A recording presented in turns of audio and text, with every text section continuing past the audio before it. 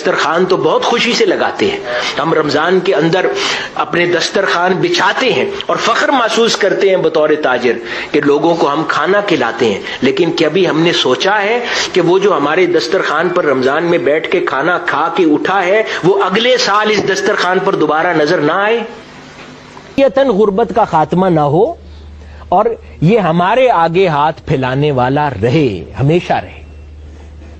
تو اس وجہ سے یہ وہ سوچ ہے اسلامی نظام معیشت. زکوٰۃ کی تقسیم کے حوالے سے بھی سیدنا عمر فاروق رضی اللہ تعالیٰ عنہ نے فرمایا کہ زکوٰۃ اپنی اس طرح تقسیم کیا کرو کہ جو مانگنے والا ہے وہ اغنیاء میں شامل ہو جائے، وہ غنی ہو جائے، وہ دوبارہ تمہارے آگے مانگنے والا نہ ہو. یعنی اس طرح زکوٰۃ دو.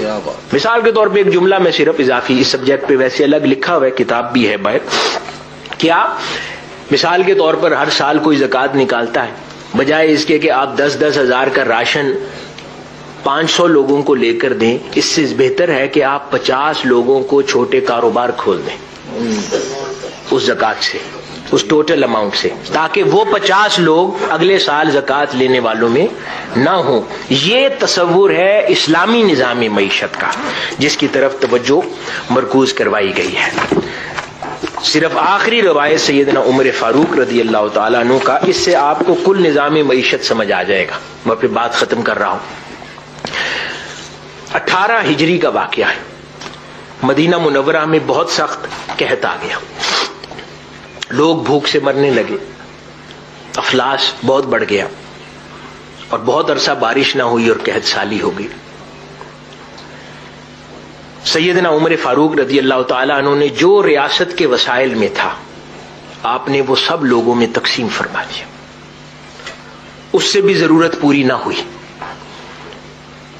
تو آپ نے اللہ رب العزت کی بارگاہ میں پھر دست دعا دراز فرمائے اور دعا فرمائی اور عرض کیا کہ میرے مولا، یہ مدینہ المنورہ کی اس رعایا پر تو اپنے کرم اور رحمت کی اتنی موسلا دھار بارش فرما کہ ان کی تکلیف دور ہو جائے. اللہ رب العزت نے اس دعا کو قبول فرمایا اور اتنی بارش ہوئی کہ وہ قحط سالی جاتی رہی. جب یہ واقعہ رونما ہو چکا تو اس کے بعد اپنے احباب اور لوگوں میں سیدنا عمر فاروق امیر المومنین تشریف فرما تھے. آپ نے فرمایا اب یہ تصور ہے اسلامی نظام معیشت کا، اب اس کا اطلاق آپ ملکوں پہ بھی کر لیں اور ذاتی افراد اور زندگیوں پر بھی کر لیں. یہ کل خلاصہ ہے اس واقعے کے اندر. آپ نے فرمایا اللہ رب العزت کے حضور ہم نے دست دعا دراز کیا، اللہ پاک نے دعا قبول فرما کر اس تکلیف کو دور فرما دیا.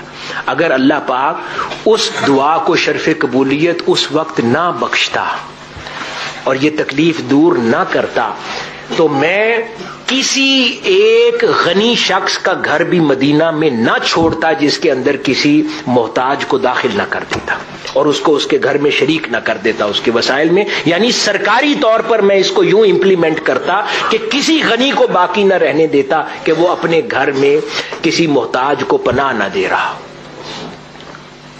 اسی وجہ سے آقا علیہ الصلوۃ والسلام کی حدیث مبارکہ نظام معیشت کے تناظر میں فرمایا کہ اپنی معیشت کو یوں تقسیم کرو کہ ایک شخص کی خوراک 2 لوگوں کے لیے کافی ہو جائے، 2 کا کھانا 4 کے لیے کافی ہو جائے، 4 کا کھانا 8 کے لیے کافی ہو جائے. حاضرین محترم، یہ میں نے جو کچھ روایات عرض کی اس کانسیپٹ کو ایکسپلین کرتے ہوئے کہ در حقیقت اسلامی نظام معیشت ایک سوچ کا نام ہے جس کو ہم نے اڈاپٹ کرنا ہے اور اس سوچ کے اندر غم گساری ہے، اس سوچ کے اندر غریب پروری ہے، اس سوچ کے اندر لوگوں کی فلاح ہے، اس سوچ کے اندر ویلفیئر کا تصور ہے.